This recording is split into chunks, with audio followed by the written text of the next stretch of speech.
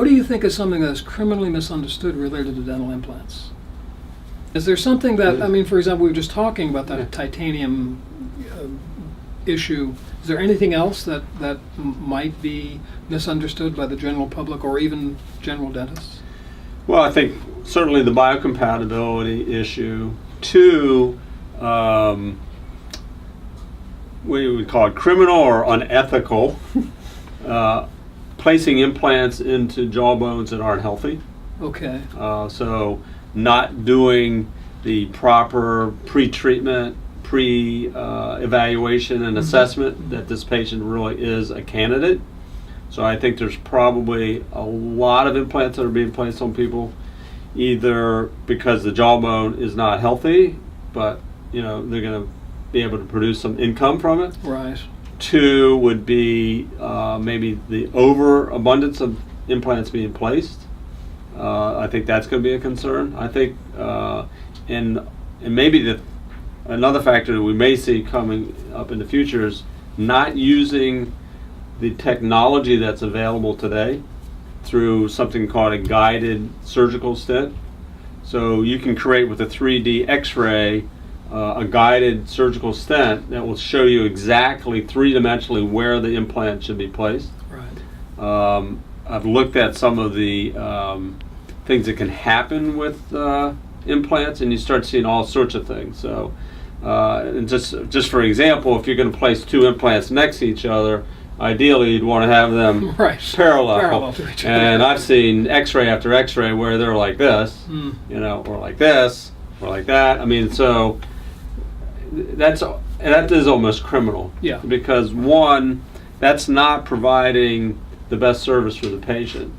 It's not going to allow the implant to be loaded properly. So the force of the occlusion or the bite is not parallel. Right. So when it's like that. Plus, if you got two implants like this, trying to put crowns on there is almost impossible. There's no draw. Right. So you got to shave the crowns down. So, which is another thing to consider is why would you go to a surgeon versus a general dentist? One, going to the general dentist, you're keeping it in the office, and the general dentist is the one who restores the implant. So they're the ones that are putting the crown on there. Gotcha. So that general dentist is going to be a lot more aware of what has to happen in terms of restoring the implant. Right. The surgeon never restores the implant. Right. Okay, and this is not to badmouth surgeons, but when you're not doing the final piece of it, you're not going to be as concerned as the placement of that implant. Because you have to deal with your own mistakes. Then if you do make a mistake, you've got to rectify it. Whereas if the surgeon does, he doesn't or she doesn't. No, we have to. It's sort of like a carpenter.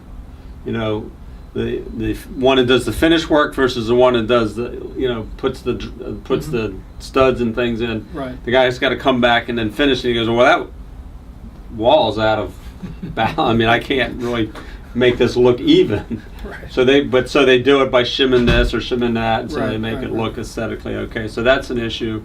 The other thing is that not using technologies like the 3D cone beam. So there are some anatomical issues with placing implants. So if you're not using a 3D cone beam, you could place an implant, say, into the sinus. Tell me about what is the 3D cone beam? It's a CAT scan. Okay. That's becoming common technology in the dental office. So in a typical X-ray, you're taking a two-dimensional picture.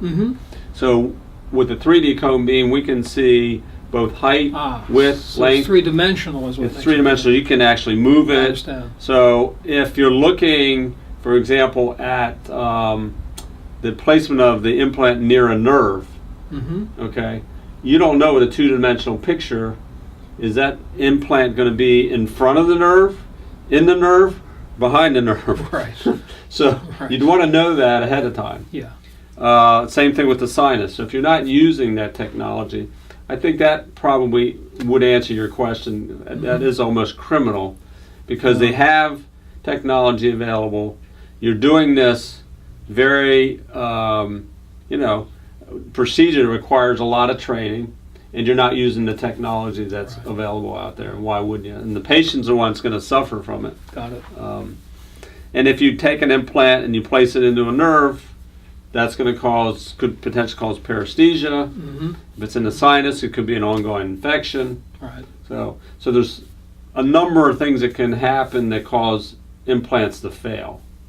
But in today's dental world with the technology, that shouldn't happen. It shouldn't happen. In other words, these are potential mistakes that can be avoided. Yes. Right. With the right training and the right equipment. Yeah. I mean, there are surgeons out there that still say, well, you can eyeball it. Mm-hmm. I mean, they actually use that term. We can eyeball it.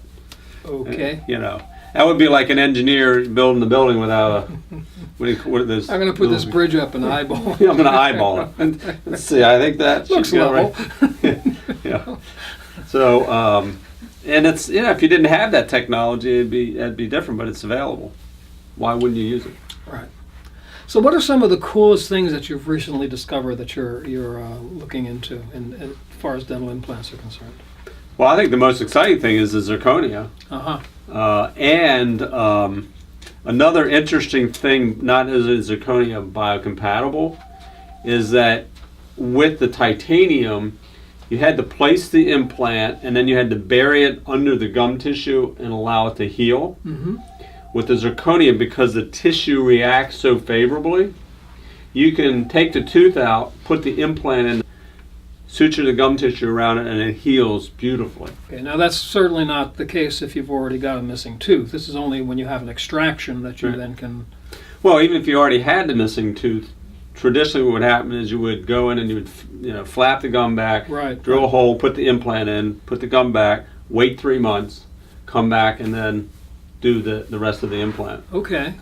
So how is that different now with the zirconia? With the zirconia, well, there's a 2-piece implant and a 1-piece implant. Mm-hmm. And the 2-piece implant, which is all titanium, they plant the implant and then they come back 3 months and put a post in the implant. Okay, I understand. In a 1-piece zirconia, it's all the implant and the post is already done. Got it. So you can actually put a temporary crown on there. Okay. You're still going to want to wait for the bone to integrate. Sure.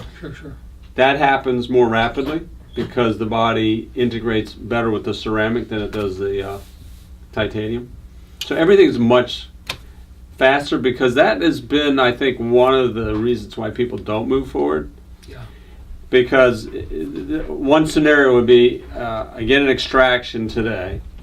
I'm going to come back for several follow-up appointments. At 3 months, we'll evaluate whether you're ready for an implant. But it could be actually 6 months. Say it's 6 months. We put the implant in at 6 months.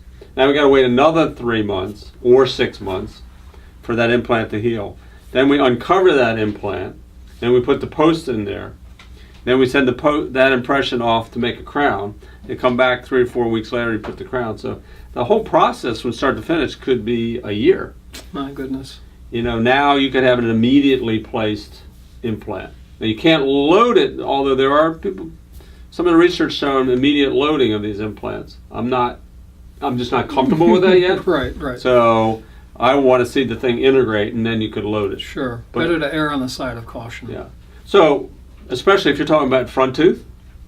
So what I hear quite often, especially when we're talking about root canals, since we really don't recommend root canals, one of the things I'm seeing people really aren't, or sort of hesitant, if it's their front tooth. Yeah. And they'll even say, if the root canal was back here, I'd be in here tomorrow to take it out. Mm-hmm. So they know the dangers of the root canal. They don't want to go without their front tooth. Right. Well, that's understandable, I guess. Yeah. I don't think I would. But what if I said to you, well, the day we take your tooth out, we'll walk out, you'll have a new tooth. And I'm not talking something that flips in and out, but it's a permanent tooth. The permanent tooth. Implants in there, the only thing you would have to come back, in several months, we'll put a permanent crown on there. Right. So aesthetically, no one's going to know.